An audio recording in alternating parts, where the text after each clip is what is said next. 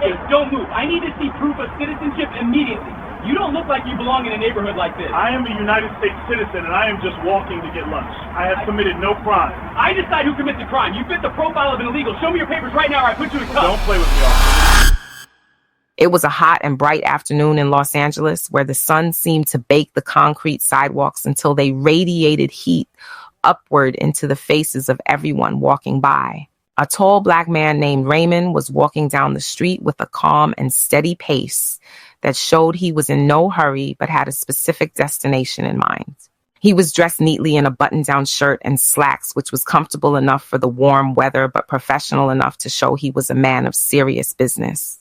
He had just finished a long morning of work and was heading toward a popular local eatery to grab a quick lunch before returning to his duties. The street was busy with cars driving past and people walking in both directions, but Raymond kept to himself while enjoying the brief moments of fresh air. He did not know that within the next few minutes, his entire day would turn upside down and his life would become front page news across the country. Before we go any further into this intense story, I want to ask you a quick question. Where are you watching this story from right now? Please drop your location in the comment section below so we can see how far this story is traveling. Raymond approached the eatery, which was known for its fresh sandwiches and cold drinks, and he could already smell the aroma of baking bread coming from the open vents. Just as he was about to step onto the property of the restaurant, a sedan with government plates swerved quickly to the curb and came to a sudden halt right in front of him. The car door flew open with force, and a white man with a buzz cut and a tactical vest stepped out onto the sidewalk, blocking Raymond's path completely. This man was named Herbert, and he was an agent for Immigration and Customs Enforcement, which is commonly known as ICE. Herbert did not look friendly or professional, but instead looked agitated and ready for a fight as he adjusted the heavy belts around his waist that held his weapon in handcuffs. He stood with his feet wide apart and his chest puffed out in a way that was meant to intimidate anyone who crossed his path. Raymond stopped walking immediately because he did not want to bump into the man, but he did not step back or show any sign of fear. He simply looked at Herbert with a calm expression, waiting to see what this sudden obstruction was about. Herbert looked Raymond up and down with a sneer on his face, as if he was analyzing every inch of Raymond's clothing and appearance to find a fault. The street noise seemed to fade into the background as the tension between the two men grew thick in the air. Herbert took a step closer until he was invading Raymond's personal space and demanded to know what Raymond was doing in this area. He did not introduce himself or explain why he had stopped Raymond, but simply started barking questions as if Raymond was already guilty of a crime. The eatery behind them had a security camera mounted high on the wall near the entrance, which was pointed directly at the sidewalk where the two men were standing. This camera was a high-quality model that recorded both clear video and crisp audio, which was something Herbert clearly did not notice in his haste to confront Raymond. The red light on the camera blinked silently as it captured every frame of the interaction that was about to unfold. Herbert placed his hands on his hip near his holster and asked Raymond in a loud voice if he had papers to be in this country. He accused Raymond of looking suspicious and claimed that he fit the description of someone they were looking for, although he did not provide any details about who that person was. It was a classic case of profiling where Herbert saw a black man walking peacefully and decided that he must not belong there. Raymond remained perfectly still and kept his hands visible at his sides so that Herbert would have no excuse to escalate the situation physically. He looked Herbert directly in the eyes and asked calmly why he was being stopped when he had committed no crime and was simply walking to get lunch. This question seemed to make Herbert even angrier because he was not used to people questioning his authority, especially not people he deemed to be beneath him. Herbert stepped even closer until he was shouting in Raymond's face, and spittle was flying from his mouth as he yelled that he did not need a reason to stop anyone. He told Raymond that he could detain him indefinitely until they figured out who he was and where he came from. Herbert was enjoying the power trip, and he looked around to see if anyone was watching him exert his dominance. There were a few people walking by who slowed down to watch the scene, but most of them looked away quickly because they did not want to get involved with an angry federal agent. Raymond did not look around for help, but stood as solid as a rock while Herbert continued his verbal assault. The agent claimed that Raymond was acting nervous and that his silence was proof that he was hiding something illegal. This was a lie because Raymond was the calmest person on the entire street, while Herbert was the one acting erratic and aggressive. Do you think it is fair for an officer to stop someone just because of how they look? Type yes or no in the comments. Herbert finally lost his patience with Raymond's lack of fear and decided to take physical action to force the compliance he felt he was owed. He grabbed Raymond by the arm with a rough grip and tried to spin him around to push him against the wall of the eatery. Raymond did not resist the physical contact, but he did not make it easy for Herbert either, as he kept his body rigid and heavy. Herbert struggled for a moment before he managed to pin Raymond against the brick wall and kicked his legs apart in a humiliating search position. The camera above them captured the sound of Herbert grunting with effort and the sound of Raymond's calm breathing as he endured the assault. Herbert began to pat Raymond down aggressively while slapping his hands against Raymond's legs and torso in a way that was meant to hurt rather than just check for weapons. He reached into Raymond's pockets without asking for permission and pulled out his wallet along with his keys and phone. Herbert threw the keys and phone onto the dirty sidewalk with a clatter that sounded loud in the tense silence of the moment. He held the wallet up like a trophy and sneered as he opened it to find the identification that he was so sure would prove Raymond was in the country illegally. He wanted to find a fake ID or no ID at all so he could drag Raymond into the back of his sedan and take him away to a detention center. Herbert pulled the driver's license out of the wallet and held it up to the sunlight to read it while keeping one hand pressed firmly into Raymond's back to keep him pinned against the wall. He squinted his eyes as he read the name and the address, which was in a very expensive and respectable neighborhood in Los Angeles. This confused Herbert for a split second because it did not fit the narrative he had built in his head about who Raymond was. He looked deeper into the wallet and saw another card that was gold and heavy and looked very official. He pulled this card out slowly and looked at the text embossed on the front. The card identified Raymond as a senior judge of the High Court of Los Angeles. Herbert froze in place as the words on the card sank into his brain, and the reality of what he had done began to crash down on him like a collapsing building. He looked from the card to the back of Raymond's head and then back to the card again, as if he was hoping the words would change into something else. The silence stretched out for a long time as the traffic continued to roll by on the street and the birds chirped in the trees, completely unaware of the disaster that was happening on the sidewalk. Herbert's face went from a bright, angry red to a pale shade of white as the blood drained from his skin. He had just assaulted and illegally detained a high-ranking federal judge without any probable cause or warrant. Raymond felt the pressure on his back lighten slightly, and he slowly turned his head to look over his shoulder at the agent who was now trembling. He did not yell or scream or gloat, but simply asked in a low and serious voice if the agent was done with his illegal search. Herbert did not know what to say, and his mouth opened and closed like a fish out of water as he tried to form a sentence that could save him.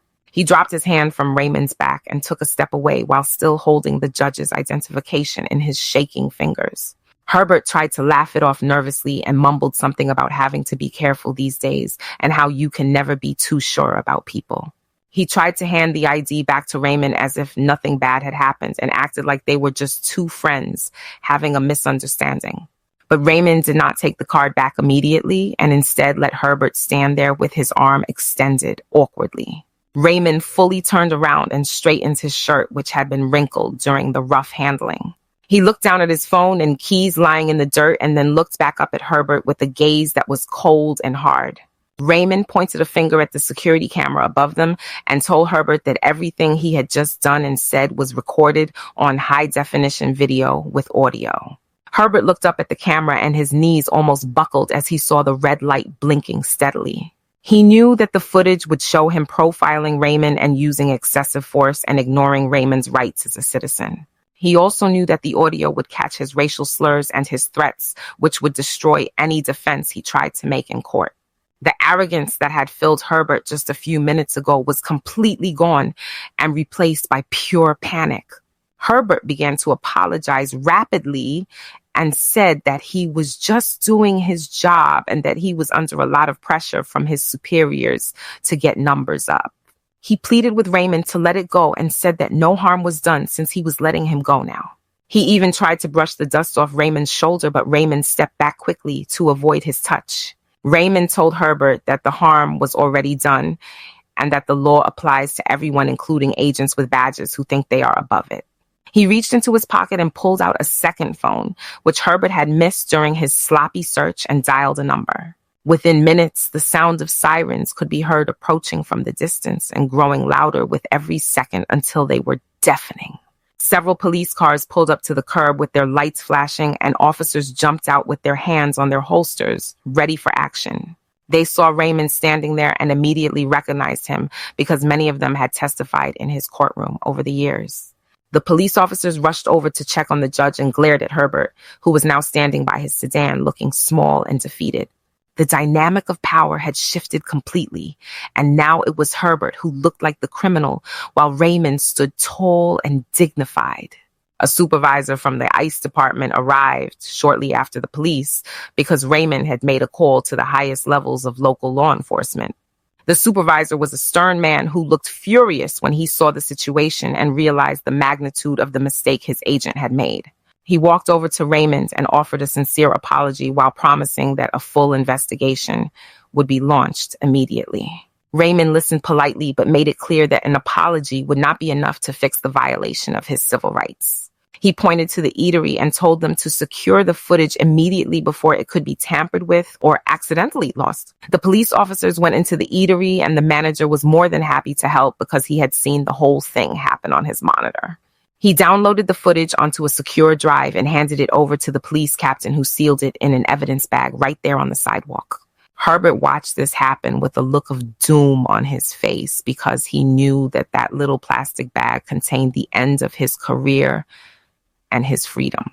He was stripped of his badge and his weapon right there on the street in front of the gathering crowd of onlookers who were now taking photos and videos with their phones. Herbert was placed in the back of a police car and driven away while Raymond stayed behind to give a brief statement to the officers. He did not make a scene or act emotional, but simply stated the facts of what happened in a clear and concise manner, just like he would in a courtroom.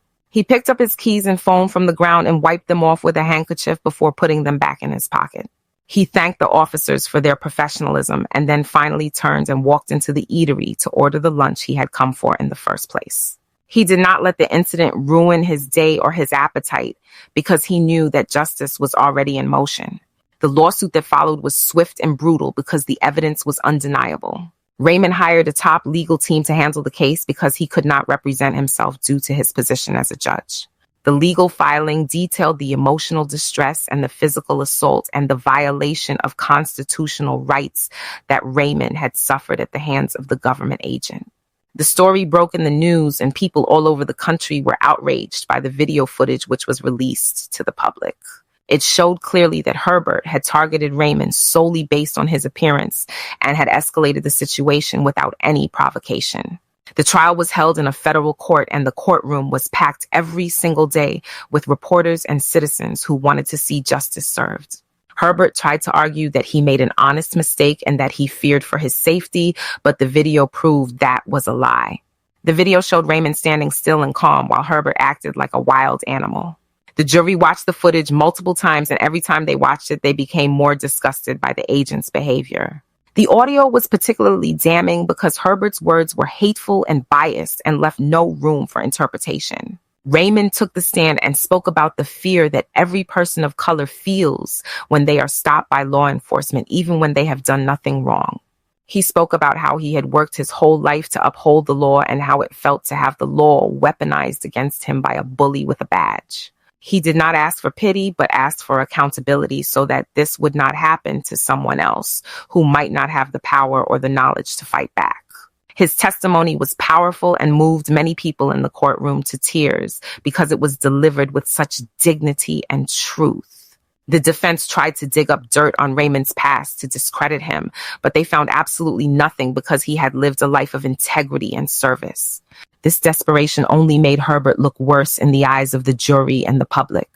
The trial did not drag on for years, as these things sometimes do, because the evidence was so overwhelming that there was really no defense to be made.